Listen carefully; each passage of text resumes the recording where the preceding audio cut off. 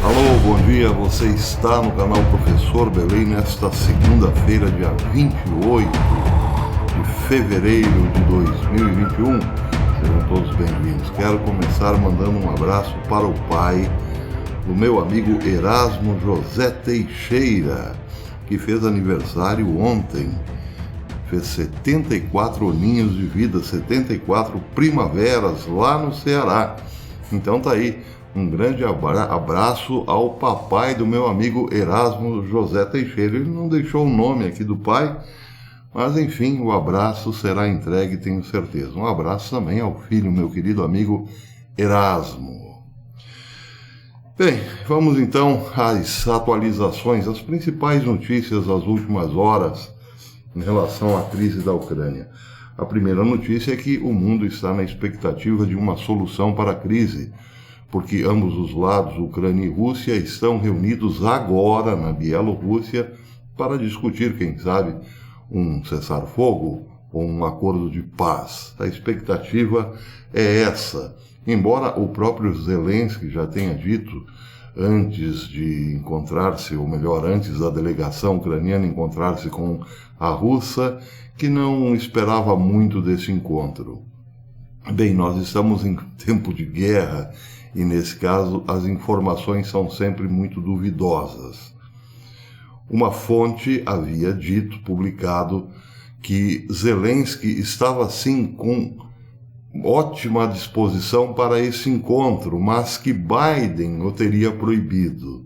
Outras fontes dizem que não, que Zelensky não queria esse encontro porque tinha visto uma certa dificuldade da Rússia em tomar Kiev.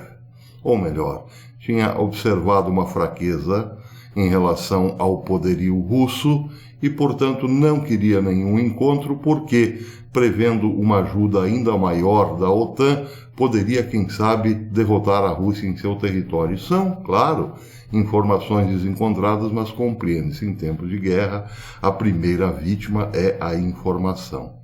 O fato é que agora sim estão reunidos lá em Minsk, na Bielorrússia, para discutir, quem sabe, um acordo de cessar-fogo, de paz ou de retirada da Rússia. Bem, vamos aguardar, só nos cabe aqui nesse momento aguardar. A outra informação importante é que Putin alertou no dia de ontem, colocou em alerta, melhor dizendo, o seu sistema de dissuasão. O que é o sistema de dissuasão? São suas bombas atômicas. Essas bombas atômicas móveis, por exemplo, que são transportadas em grandes caminhões, foram vistas no oeste da Rússia em intensa movimentação no dia de ontem. Claro, isso se justifica, segundo Putin, porque a fala da OTAN subiu de tom. A OTAN ameaçou enviar mais armamentos para a Ucrânia e também entrar diretamente no conflito. Mas o problema maior não é esse. E aí vem a terceira informação. O problema maior que gerou essa reação nuclear de Vladimir Putin é que a Rússia estará fora, provavelmente a partir desta semana, do sistema financeiro SWIFT. É o sistema financeiro que permite que nós, aqui do outro lado do mundo, por exemplo, recebamos dinheiro de uma empresa no exterior, através desse sistema financeiro. Nós que trabalhamos para o Google, por exemplo, aqui na plataforma do YouTube, recebemos nosso pagamento através desse sistema, que pode, a partir de agora, ser muito bem bloqueado, desde que o Ocidente resolva bloquear o sistema contra um ou outro ativista, como foi o caso no Canadá, por exemplo, ou então alguma nação soberana. Isso quer dizer, evidentemente, que coloca todo o sistema em risco. A partir de hoje, muitas nações não confiarão mais, certamente, nesse sistema financeiro SWIFT. Por quê? Porque se desagradar os Estados Unidos, pode ficar fora do mercado internacional, do comércio internacional, do sistema financeiro global. E aí, como fica? Bem, fica como a Rússia. O que se prevê na Rússia a partir dessa semana é uma corrida desesperada da população aos bancos, uma super desvalorização do rublo, um aumento exorbitante da taxa de juros, ou seja, o dinheiro esfarelando mais uma vez. A Rússia diz que está acostumada com isso, pois, segundo porta-vozes do governo, a Rússia vem sofrendo embargos desde o fim da Segunda Guerra e está muito acostumada a esse tipo de pressão. Por outro lado, aposta que o descrédito popular em relação aos bancos ocidentais e ao sistema financeiro SWIFT levarão a uma nova ordem financeira global, ancorada sobretudo nas criptomoedas. Bem, quem fala muito bem sobre isso hoje, num artigo longo, porém que vale a leitura completa, eu vou deixar o link aqui no canal, é o Mike Adams, o escritor Mike Adams, do Notícias Naturais. Ele faz uma análise conjuntural a partir da visão econômica dos fatos, do que tudo isso, toda esta crise, desencadeará nos próximos dias e meses. Ele começa dizendo, por exemplo, vou ler um pedacinho, que nós estamos agora, por conta desse descrédito do sistema financeiro ocidental, numa espécie de tempestade perfeita para o uso generalizado de criptomoedas.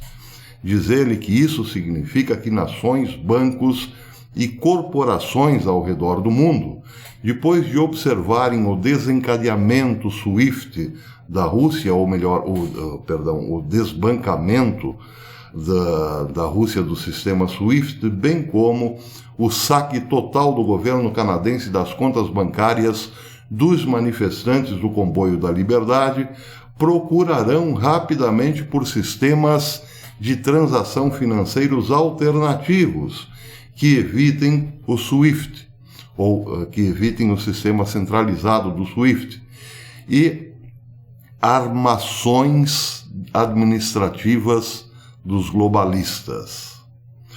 Diz também o escritor, que o sistema CIPS administrado pela China atrairá muitas nações que abandonarem o SWIFT, administrado pelo Ocidente. Isso transferirá o poder para a China, o poder financeiro de transações financeiras para a China, e não mais para os Estados Unidos.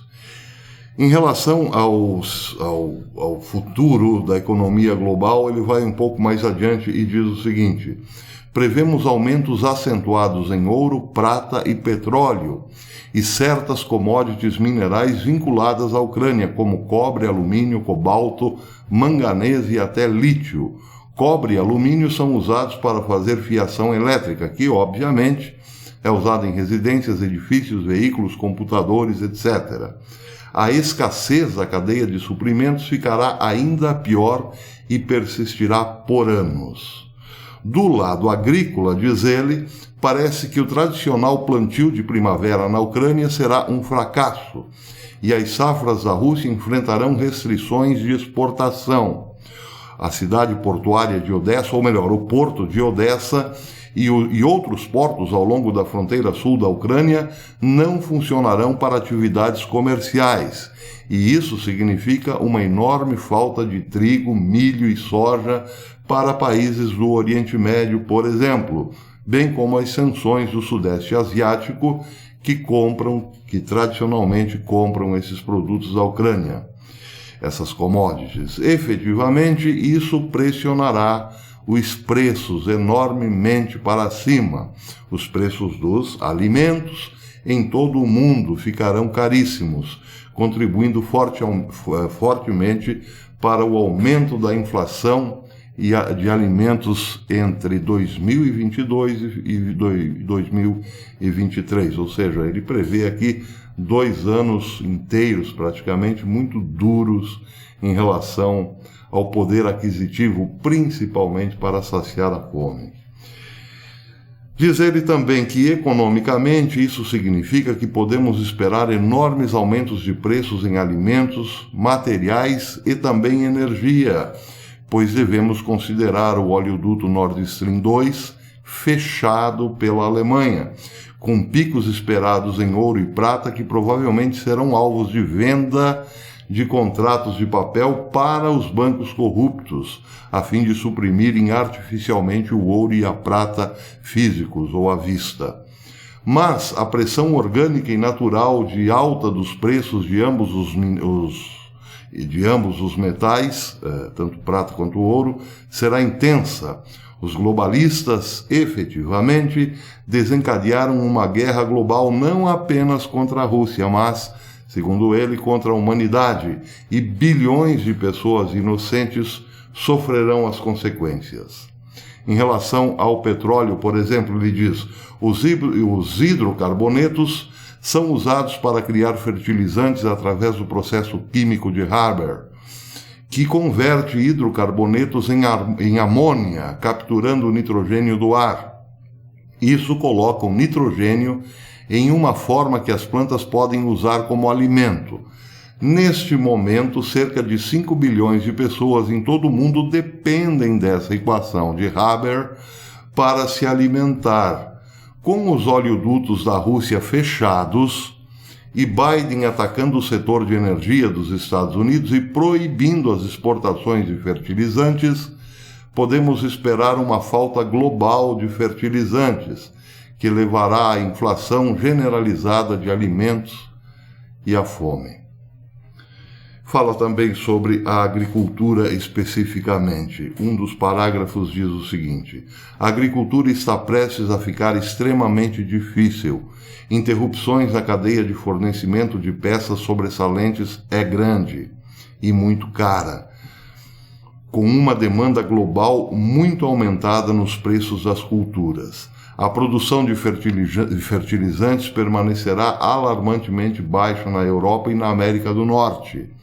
A única política que reverteria isso e reduziria os preços dos alimentos seria Biden abrir a perfuração de petróleo, oleodutos e exportação de energia. Isso também prejudicaria a Rússia devido à queda dos preços da energia. Porém, não esperem que Biden faça isso. Biden prefere punir a América do que punir Putin, para que as restrições permaneçam em vigor. Bem, então, resumindo, ontem Vladimir Putin acionou a sua alta cúpula militar para que colocasse em posição de alerta o seu sistema dissuasivo. Bem, o sistema dissuasivo já foi colocado em prática por parte do Ocidente ao excluir a Rússia do sistema financeiro SWIFT.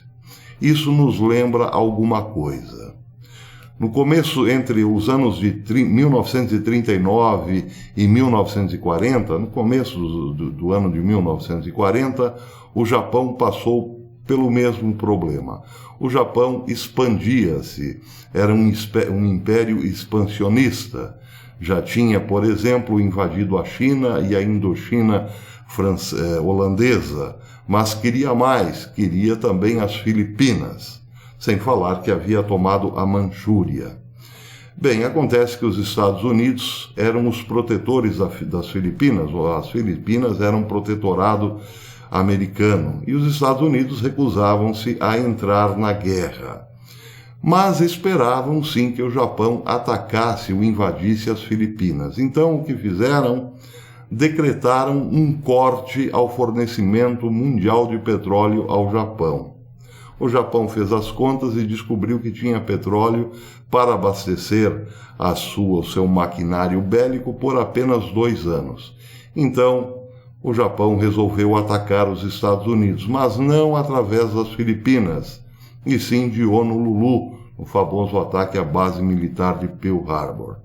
Os americanos não contavam que o Japão fosse tão longe, achavam que ficariam apenas concentrassem-se apenas nas Filipinas. Mas, para quem não sabe, coloco aqui no mapa, o Japão preferiu sim um ataque imprevisto pelos americanos. Ele deslocou suas tropas exatamente deste ponto que vocês estão vendo aqui no meu cursor, aqui está o Japão, até este outro ponto improvável, onde está onde estava Honolulu e a base de Pearl Harbor. Pegou os Estados Unidos de surpresa, mas só o fez porque sentiu-se muito pressionado. O que faria o Japão sem fornecimento de petróleo? Pois bem, isto lembra o que pode acontecer agora. O que fará Vladimir Putin se não puder mais contar com o sistema financeiro internacional? A sua economia implodirá, entrará em colapso. Mas, como diz o velho ditado, as bombas são mais fortes que o dinheiro. Neste caso, sim, é bom tomarmos muito cuidado, porque Putin acuado nos fará lembrar muito o Japão da Segunda Guerra Mundial. Se não há mais nada o que fazer, bem, então é possível que Putin pense sim em usar o seu sistema de dissuasão. Para a desgraça da humanidade, claro, é neste ponto que a Rússia está sendo levada pelos sábios tecnocratas da Europa e dos Estados Unidos. Deus tenha piedade de nós. Por falar em sábios, amanhã o sábio Joe Biden fará o famoso discurso da União.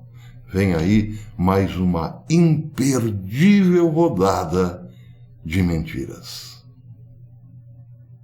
Até depois.